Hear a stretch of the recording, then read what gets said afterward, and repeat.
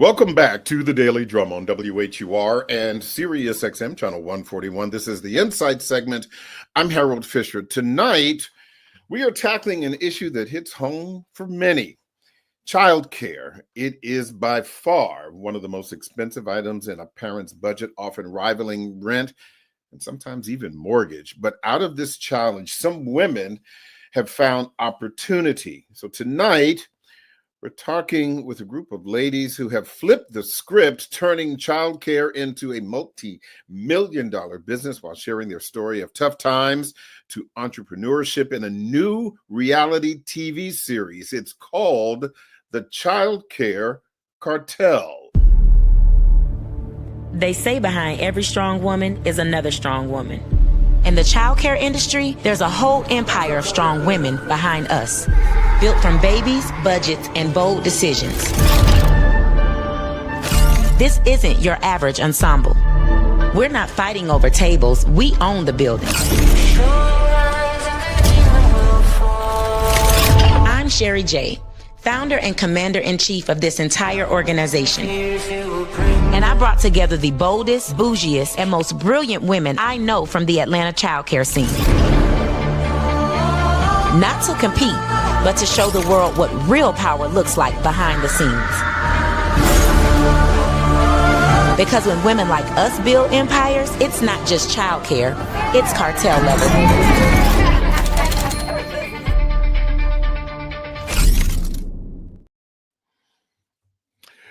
Well, there you have it. I want to introduce our guests tonight. They are Sherry J. White, serial entrepreneur, author, and creator, and executive producer of the Childcare Cartel, Keisha Starr Archer. She's a cast member and childcare owner, and Sydney Jordan, cast member and childcare owner.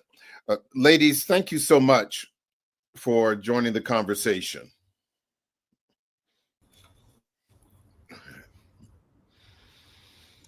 Thank you so much for having us. Yeah, I think this is going to be an interesting conversation. This is right up the alley of our listeners. There is no doubt about it.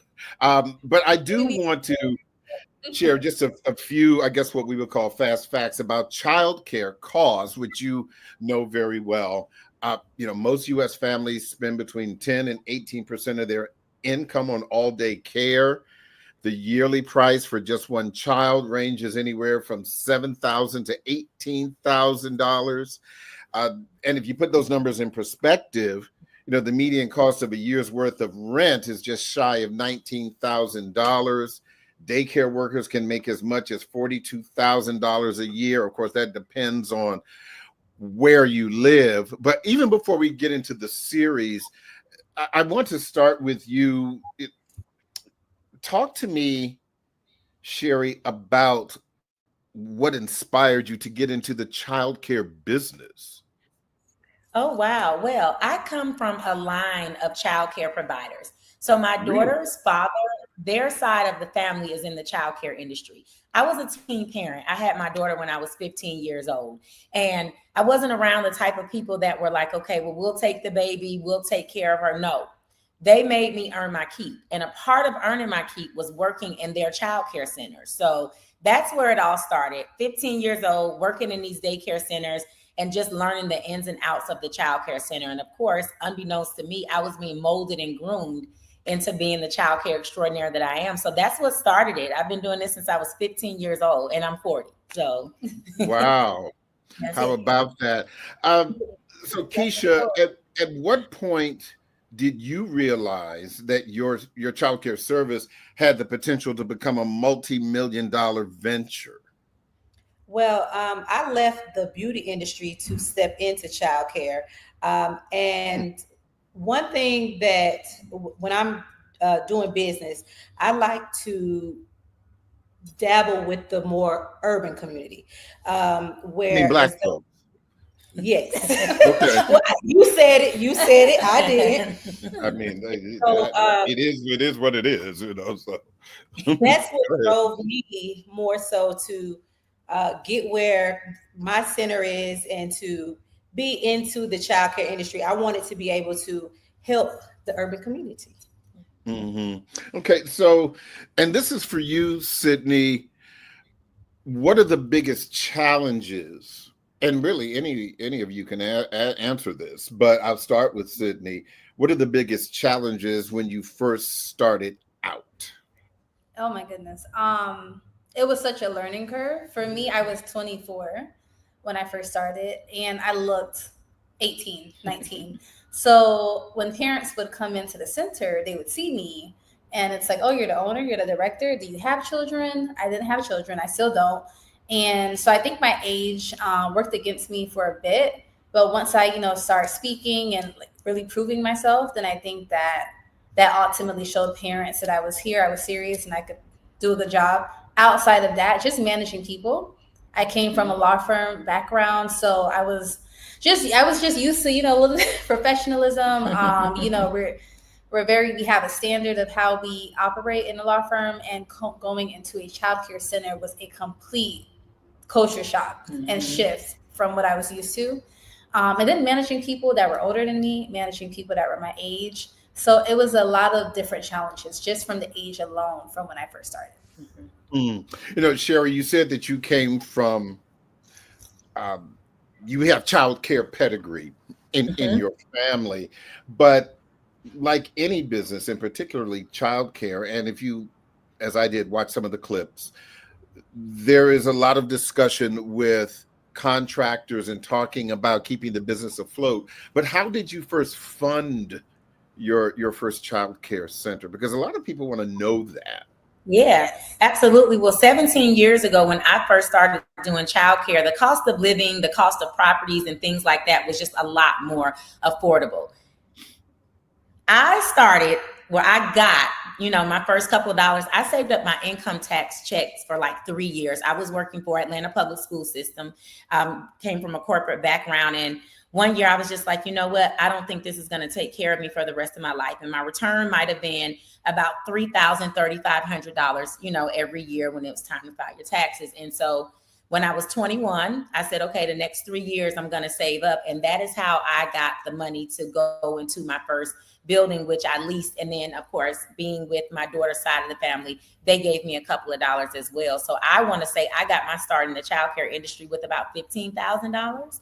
And it's not as much as people think it is. Well, now and it is. Now. Yes, it wasn't before. Yeah. Because if you can get first, last, and security, at least and that's what I had: first, last, and security, and donated furniture and skills and Goodwill, books, toys. So it's the furniture is a big cost. Yes. You said the furniture also? Yeah, everything, but cribs, cubbies, everything. So I leased a lot of my furniture because I couldn't afford to buy it directly when I first got into my building. So I was paying a monthly amount to lease tables, chairs. I was at Goodwill. I was at closing sales, buying toys, reused, my file cabinet. Everything pretty much came used in my office when I first started. And so people think you need a big, large amount of money. And at least now, and I say it depends on how big you want to go. If you want to open up an extremely large center, you're going to have to put more money into it. If you want to start small, you can start small and then expand. You don't have to go big initially, but I would say, so that's where my money came from. Okay. In a nutshell. Thanks, Sydney. I'll leave that there. But let's talk a little bit about, or a lot about, the series. If you become so successful at doing this, why go into the reality TV show? Let me provide a little context to my question. If you think about, one of the, more original shows, a lot of these women came from, like the Housewives of Atlanta. They came from obscurity, okay? And they became famous because of the reality TV show. But based on what you all are sharing with us, you have already established yourselves. So why do this? I think really we're never looking for validation or flowers or credit. But I think the entire education system, whether it's daycare teachers, daycare owners, elementary school teachers, don't get the credit that we deserve. And it's also a lot of moving parts. It's a lot of fires that we're constantly putting out, and it's a lot to manage behind the scenes. Childcare, I don't think parents understand as much that goes into it. I don't think, really anyone, unless you're in those shoes. And so I thought that it would be, at least the reason that I wanted to join the show, is to kind of show like the day-to-day life struggles that we go through managing these centers, and to kind of, give you a little peek inside of our worlds. Mm-hmm. It's so much that, like she said, it's so much that goes on behind the scene that we want to be able to show people. We have regular lives just like, everyone else too. So why not? I think my reason for creating it, and of course, everybody's going to have their own reason, but more than anything, my reason for creating is because I know as a childcare provider that is also a mentor to people who are trying to get in this industry. A lot of these people that are breaking into this industry that is a lot more challenging than it used to be do not have a voice. They don't have a group of people that they can call on to help them. Everybody, of course, we live in a world where everything costs. Nothing is free. So they don't have a place where they can get valuable information. They don't have a place where they can get someone that will lift their hand out and say, let me help you up. That's kind of, especially in our community, unfortunately. So it has nothing to do with success or notoriety or any of the above. It has everything to do with right now, the industry as a whole is struggling. The industry as a whole, we need each other. And a lot of times we're divided. So in my mind, I said, well, how can we come together on a scale so large that no matter if you're in Pennsylvania, no matter if you're in Seattle, Washington, or if you're in Sacramento, California, there's a coalition and a group of women that can collectively come together and just lean on each other. And it's not about color. It's not about race. It's not about big or small. It's about being able to have somewhere that you can be safe to kind of come together and strategize. And we don't have that. Almost every other industry probably does. I don't feel that we do. So that's why I did it. We all have our own brands and we're all pretty prominent. So it has nothing to do with success or again, even visibility. It has everything to do with togetherness. And I know after 17 years, I've kind of done everything you can do in childcare. It's challenging, but I always grow. So this was just the next thing that I could do that was innovative. And I'm a disruptor by heart. So it was disruptive. It aligned with my brand and it's something that I wanted to do. So that's why. So with that said, because this is not a documentary, this is a reality TV show. So let us call a spade, okay? I do not know of any reality TV show that doesn't have a heaping healthy dose of ratchet. And you not one. Okay. Whether it's Married to Medicine, The Housewives of Atlanta, up here in the DMV, the Real Housewives of Potomac, and those are the Black shows. Okay, so do you have a concern? Particularly, this is a show that is focusing on children and the educational welfare of children. Are you at all concerned of how this may look? I want you to think about that. Well, no, because I have a direct answer. That's where you're wrong. This show is hold on. I want you to think about it because I have to take a break because I want to hear from all of you about it. Yeah, it's a cliffhanger. Come on. It's a cliffhanger.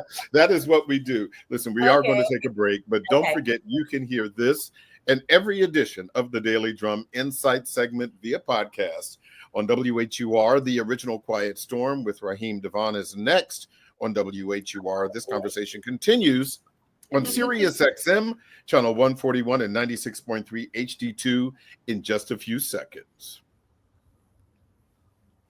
Welcome back to the Daily Drum on Sirius XM channel 141. I'm Harold Fisher. We continue our conversation tonight about the Childcare Cartel. It's a new reality show coming out of the Atlanta Metro about successful Black women in the child care industry. My guests are Sherry J. White, serial entrepreneur, author, creator, and executive producer of the Child Care Cartel. Keisha Starr Archer is a cast member and child care owner, and Sydney Jordan, cast member and child care owner. Before the break, I was asking all of you, but we'll start with Sherry. How do you keep the potential for ratchetness into spilling over in front of the children? Well, I want to make it crystal clear that this is not a show about the children. This is a show about the women who own and operate the child care centers. And of course, the children are just the sprinkles on top of the cake. So I want to be very transparent. I want to be very transparent in saying that. And I think that's the reason a lot of people are thinking or have the same question that you have. Like, of course, in reality, women do have, kind of drama and cattiness and things like that amongst each other. How does this affect the children? What I want people to understand is majority of the filming is done outside of the daycare. While the daycares are the foundation of this show, we're not in the daycares, discussing personal problems. When we're in our daycares and it's filming, we're doing the same things that we would be doing if the cameras were not there, educating our children, mentoring and being there for our staff in a professional way, and making sure our parents have what they need and feel safe when they drop their children off. But just like any other profession, we have lives outside of the daycare centers. Those aren't our children. Those are the children of our clients, meaning our lives still exist and we still have a right to live them. And depend on your definition of ratchet, because, it depends on subjective, but I think there's a way to have conflict and to have drama and to have issues amongst people without it turning into a derogatory, erratic type of behavior. There is a such thing as healthy conflict resolution. There is a such thing as getting to the bottom of issues without it resulting to physical violence or, demeaning verbal slander. So to answer your question, there's definitely, it's two different worlds, inside the walls of a childcare center and outside the worlds of a childcare center. Those are two totally different elements, and the two can coexist. We all run quality, high-end, compliant childcare centers, and we do that while living our daily lives. And that's what the world doesn't feel about childcare providers. It's almost like we're shunned for being people. Yeah. So with that said, I guess, a lot of the concern, and I think you kind of touched on this, and anybody can join in, but I'll give this question to Keisha. Even when we've had some of the shows that have promised, because I've spoken to a lot of the sisters who have done this, that have promised exactly what Sherry was saying, even in Potomac, one of the wealthiest enclaves in the DMV, we have seen colorful metaphors. We have seen drink throwing, fist fighting, muscular conflict resolution. So how, even, Married to Medicine, these are physicians or women, who are, they're either physicians or married to, physicians, like you said, high end. But in order for it to be entertaining, there's still going to be, how many degrees of ratchetness, bachelor's degree, master's degree, or a PhD in ratchetness. So, Keisha, how do you keep it from going from bachelor's degree in ratchetness to multi PhDs in ratchetness? Well, I think because we still hold our license, and we still are moguls in the childcare industry. We still have children looking up to us. So we still have to hold that standard of just making sure that we don't get too ratchet. We may want to go there sometimes, but we have to pull back and remember our life is really on the line. And so we're able to do that and keep it in control. Can I say something though? I think the camera only exposes what was already there. Right. So here's the thing. There's no way to control what the outcome is going to be, because again, in a professional world and in a personal world, of course, when you're at work, your professional switch is on. And when you're not at work, mostly, depending on where you work. But the camera can't make you be anybody other than who you are. The camera can only show who you really are. So you see people for who they are when they have a tendency to be on reality TV. Now, us as childcare providers, we deal with people's children. Every profession that you just mentioned deals with adults and adults only. So it would be no different than when you're raising a child in your household.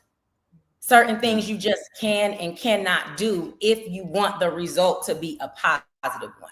Now, I can't predict the future, but I would only hope that the integrity and the ethic would show, in filming. And that's why I executive produced it and created it, because I wanted to align with the standard that I uphold every single day in my walking life. And that is why I chose the women that I chose. I could have chosen anybody that may have way more money, way more success, and even better stories and personalities. But do those women align ethically? And what are the chances of it going from a master's to a PhD in ratchetness? At least let us, kind of get in the door first. So, you can't control that. And I can see how a lot of those women started off saying the same thing that I'm saying. And I can even see how it ended up on the other end, just in full transparency, because even in our season, there were some sabbaticals. And a lot of times I could see how you might be like, now look at here, girl. But you know what? I think the difference is between all of those other industries. They don't really rely on each other. Like whether they're physicians or the housewives, I'm not really sure, but the physicians, they're independently doing their own thing when it comes down to their careers. We really rely on each other. I piggyback ideas, or I bounce ideas off of Sherry all the time.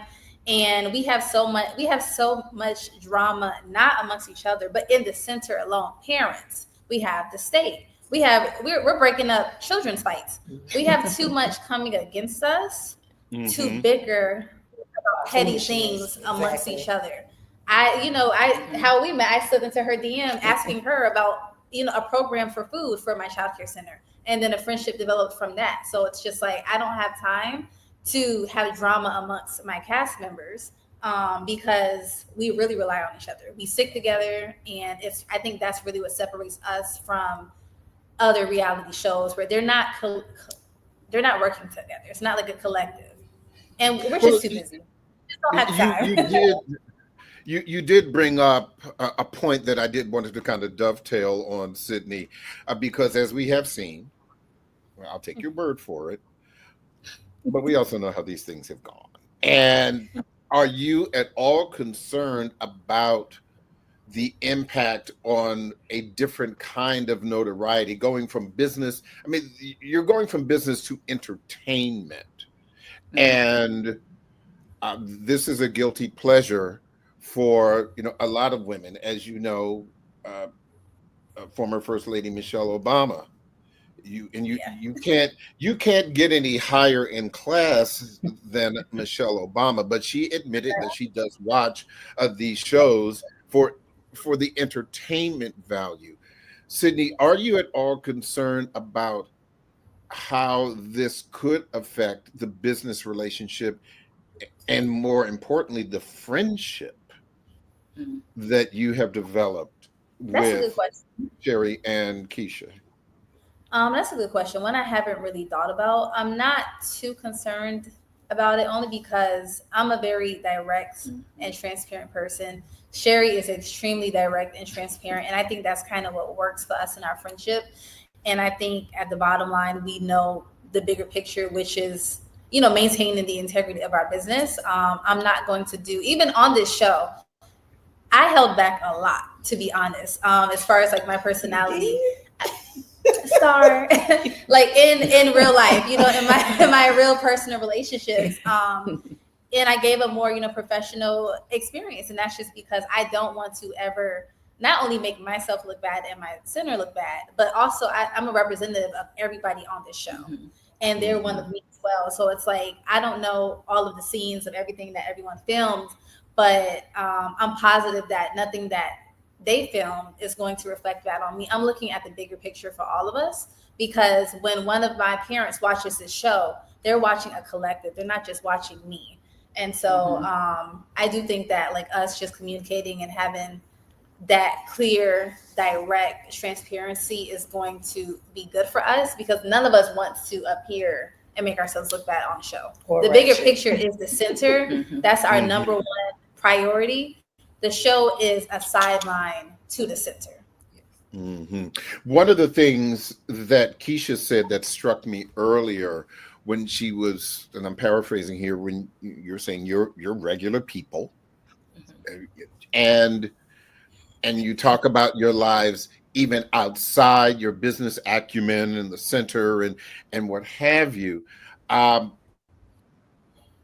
you concerned, Keisha, about what impact this may have on your personal, intimate life, if you have a husband or an intimate partner? Because again, as we have seen with all of these shows, significant others, either they're all in, or sometimes they started with you, but at some point they had enough. Some of them have gone to jail, Real Housewives of Atlanta. But I think that we got a man. Right, he just assumed he got those. Clearly, he just skipped right over us. Yeah. So, I have a high school degree in Ratchet. It's rare that it will ever come out, but a high school diploma. And but all look, all jokes aside, though, Keisha, if you have a significant other, have you had a conversation with him?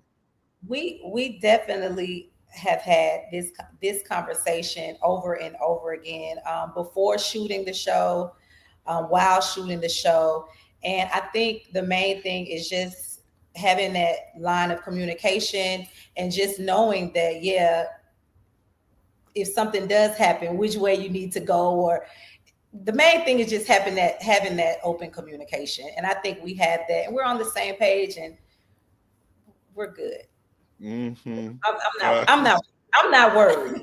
Yeah, you're not worried. I am not buying any of that. I know anything can happen. Anything can happen. Whether you're on a show or you're not on a show, life is life, and always. But I think we good. Me and you here. Me and him. Sherry, same thing. I mean, you don't have to give me names. You can change names to protect the innocent. But look, we know how brothers are, or let me just say men, because like I said, I don't know what your situations are.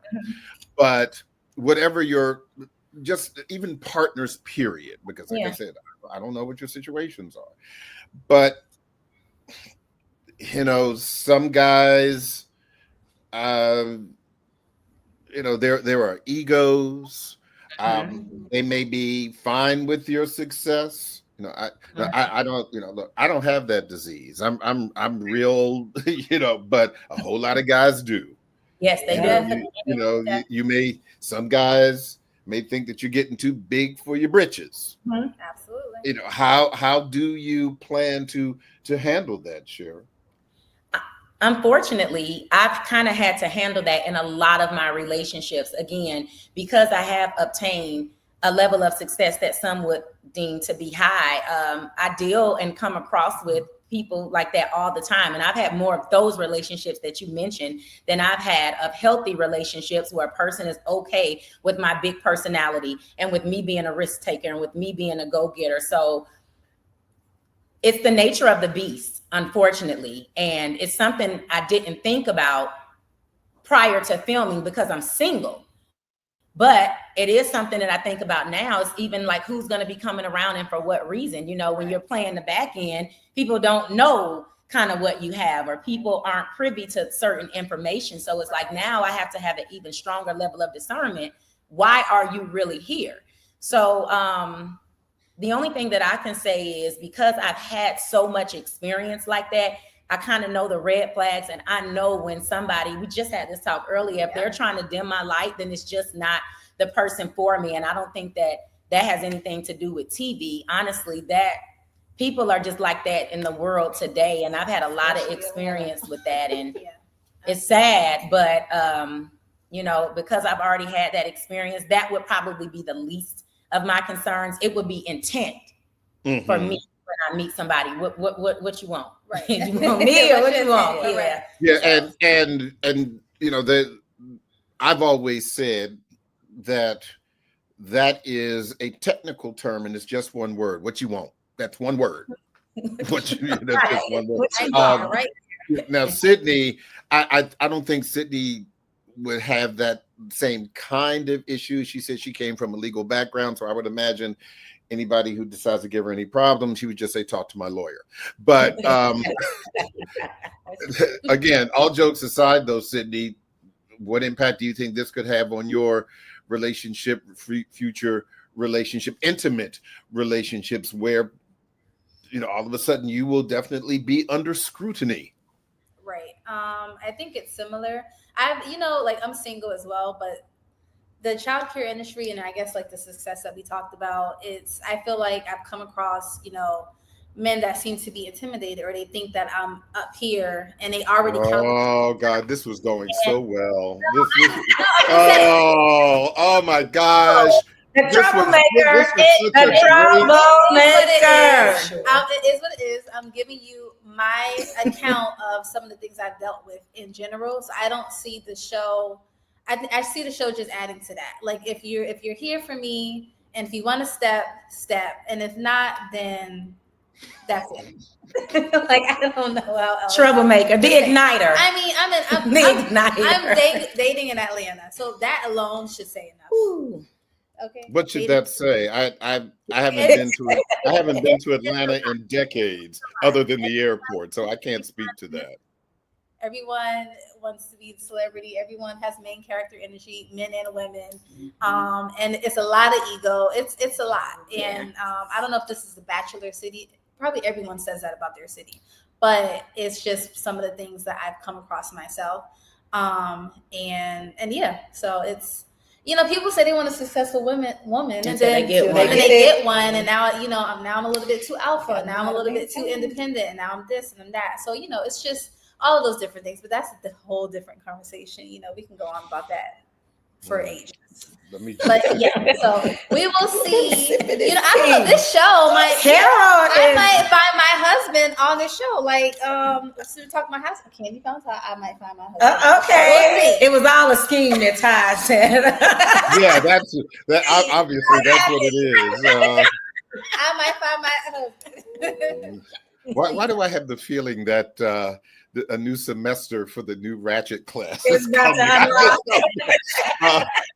So I do want to talk more about how you deal with some of the issues that every child care center has, big or small. Sherry, how do you deal with issues with parents?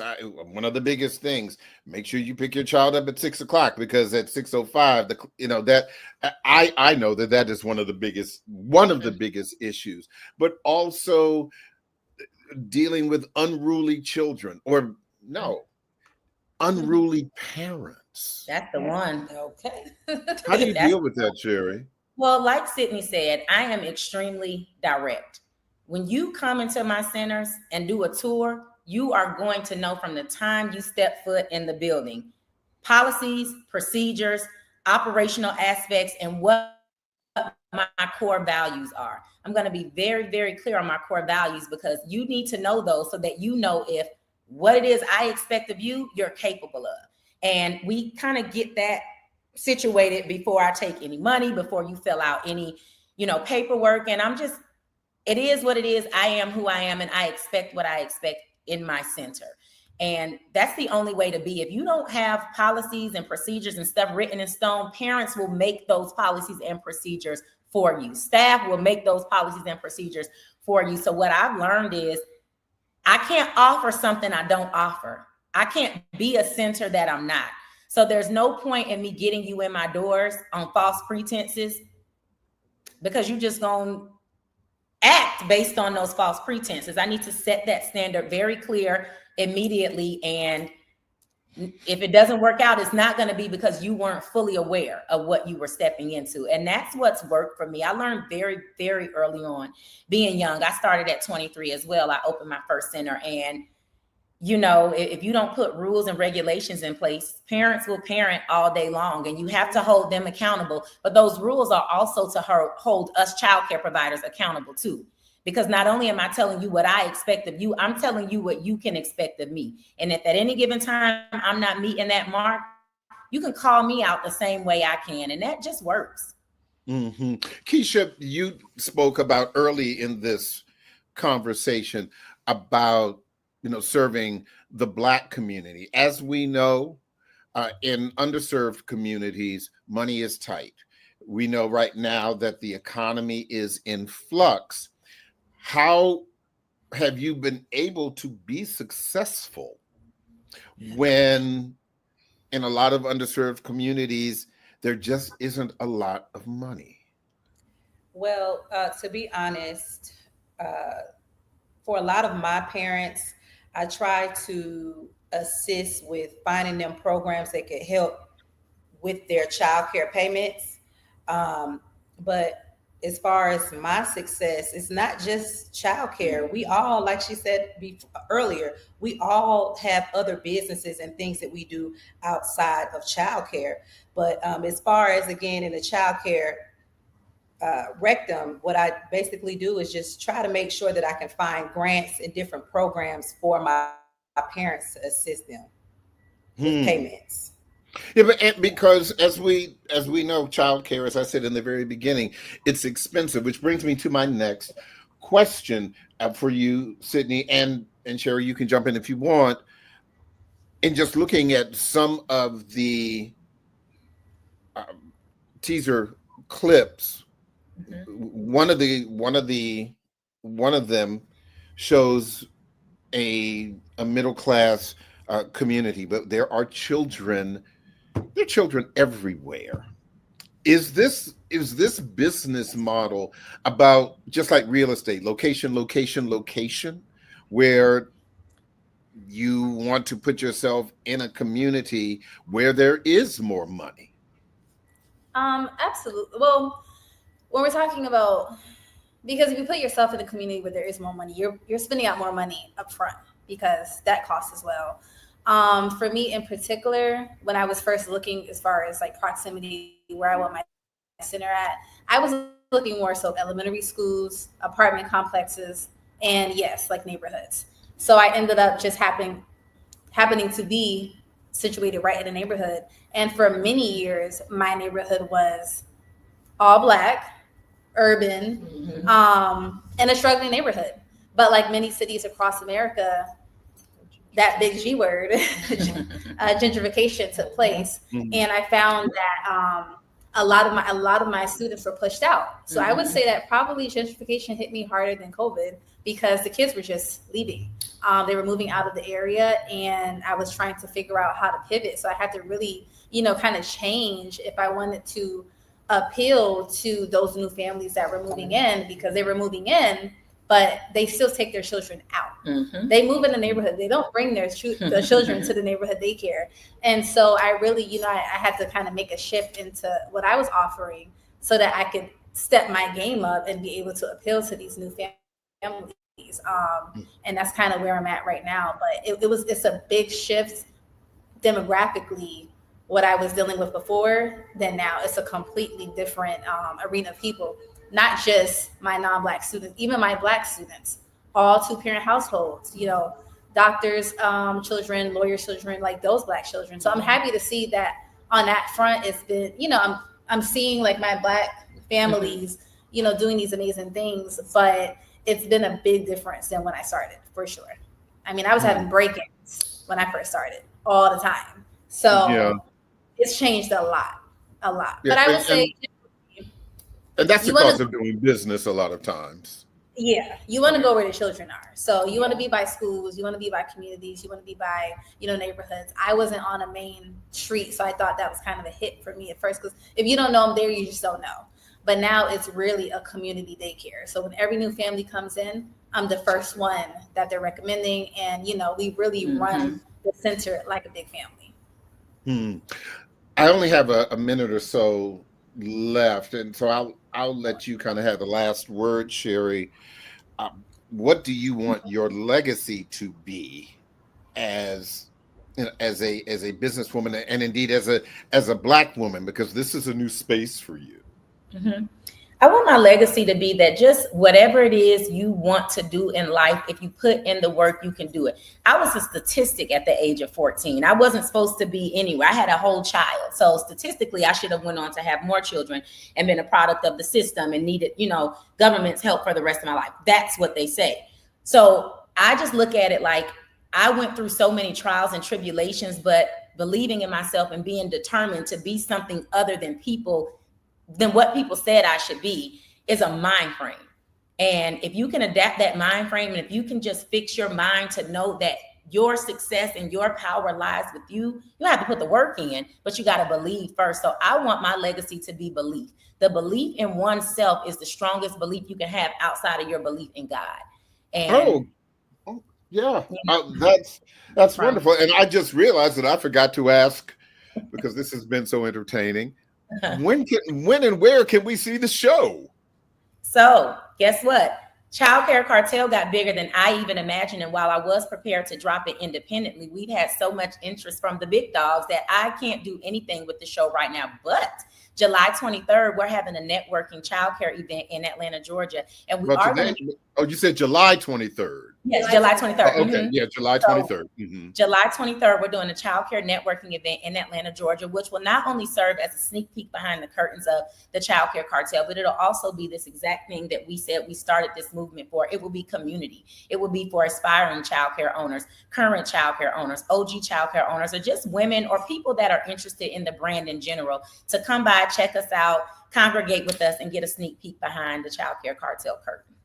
Well, I hope that we see this soon. Who knows? After talking to you all, this may pull me back into the reality TV. Change your mind.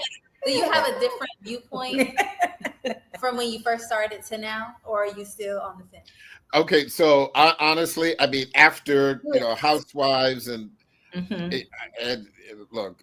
I'm more of a put a ring on it, ready to love kind of person. Yeah. Masters in magic. Okay. Right. Yeah, that's true. But at least better outcomes. That was good. You got me. That is certainly my prayer. Ladies, thank you so much. I appreciate your time. Good luck. Hang in there. That is the Daily Drum for this Friday, June 27th. For News Director Renee Nash, I'm Harold Fisher. Good night.